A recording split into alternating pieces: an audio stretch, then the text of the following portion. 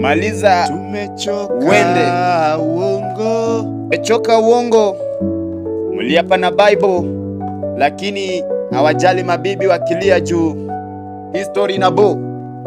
Tuliona constitution katiba lakini still tunaangamia. Mr. President, that education is free but books ni expensive na still una exercise mind za wanafunzi. Na wale still wakiperform plays na director anacheza plays na gava. Ni wanafunzi wangapi wanasare shule juu hawana uniform wakati nyinyi na uwezi mko uniform na feel better juu umefanya akili zao zimekuwa more weta.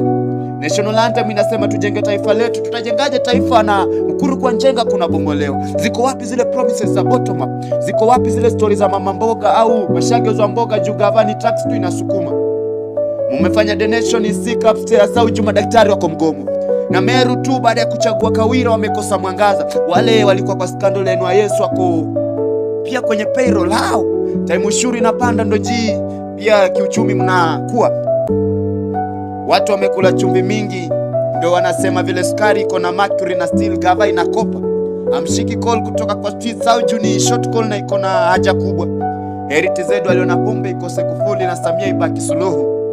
Zakayo tumechoka, maliza uende.